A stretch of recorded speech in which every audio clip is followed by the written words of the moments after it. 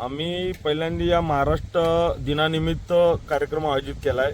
महाराष्ट्र दिन 1 तारखेला असताना 3 तारखेला आम्ही 10 फेऱ्याचं मैदान म्हणजे जो पालघर आणि ठाणे जिल्ह्यामध्ये आता पहिल्यांदाच मैदान होतो यो पालघरमध्ये। आता आज तुम्ही बघितलं असेल तर जी असोसिएशन आहे ती ठाणे, रायगड आणि पालघर, तर पालघरमध्ये कधीच कुठल्या बिंजोडच्या पण स्पर्धा होत नाही आणि 10 फेऱ्याच्याही कधी स्पर्धा होत नाही। आणि हा नियोजन आम्ही जो आयोजित केलाय यो शासनाचे सर्व नियम आणि शासनाच्या सर्व परवानग्या घेऊन या स्पर्धा आयोजित केल्या आहेत। या स्पर्धेत बघितलं असेल तर आम्ही जवळजवळ 850 फुटाचं हे मैदान केलंय आणि जवळजवळ 15 एकरपेक्षा अधिक जमीन बैलगाडा आणि प्रेक्षकांना उभे राहण्यासाठी पार्किंग स्पेशल ठेवलेले आहे। आणि मैदानात एकदम म्हणजे असं मैदान कुठंच मिळणार नाही, कारण मी महाराष्ट्रात अनेक ठिकाणी मैदानात जातो की मैदान सुरू असताना डोळ्याला चष्मा लावल्याशिवाय मैदान आपण बघू शकत नाही, अशी परिस्थिती असताना आजचं मैदान बघितलं तर पालघर जिल्ह्यात खरोखर प्रत्येक शेतकऱ्यांनी जो शेतकरी सांगेल का असं मैदान आम्हाला कुठं पाहायला मिळालं नाही, प्रत्येक शेतकरी या जिल्ह्याच्या मैदानाचं नाव काढेल।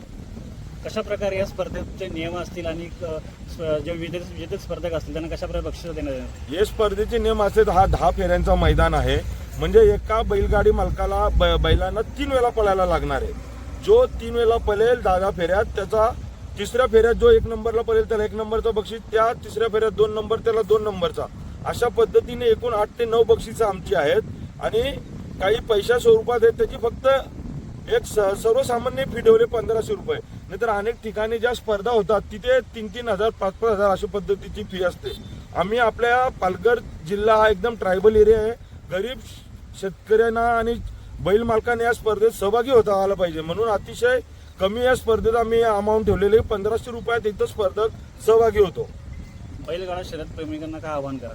मी पालघर जिल्ह्यातील आणि ठाणे जिल्ह्यातील सर्व प्रेक्षकांना आणि बैलगाडी मालकांना विनंती करेन, आपण जास्तीत जास्त या स्पर्धेत सहभागी व्हावा व या स्पर्धेची शोभा वाढवावी, कारण महाराष्ट्र दिनानिमित्त ही स्पर्धा होत्यात आणि या स्पर्धेचं खरोखर नाव झालं पाहिजे। आणि पालघर जिल्ह्यातील आमचे जे गरीब आणि सर्वसामान्य शेतकरी आहेत यांना या स्पर्धेची ओढ लागली पाहिजे आणि शेतकरी या बैलांकडे आला पाहिजे आणि त्याच्यातून त्याचं उत्पन्न वाढू शकतो। आज तुम्ही महाराष्ट्रात बघितलं असेल 25 ते 50 लाख आणि 1-1 कोटीपर्यंत बैलाची किंमत आहे।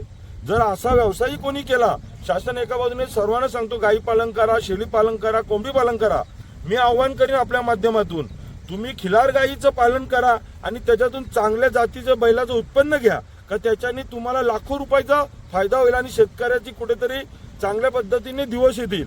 आणि आज बघितलं असेल महाराष्ट्रात जेव्हा हे सरकार आलं नरेंद्र मोदींच्या अस्तित्वात, नरेंद्र मोदी आणि देवेंद्र फडणवीसांच्या महाराष्ट्रात जे सरकार आलं त्याच्यानंतर 20 वर्षापूर्वी जी बंदी होती ती आज बंदी उठल्यानंतर शासनाचे जे नियम सुप्रीम कोर्टाने जे नियम घालून दिलेत त्याप्रमाणे शेतकरी आज प्रामाणिक वागतो आणि या स्पर्धा संपूर्ण अखंड महाराष्ट्रभर वेगवेगळ्या पद्धतीने सुरू होताना आपल्याला पाहायला मिळतात।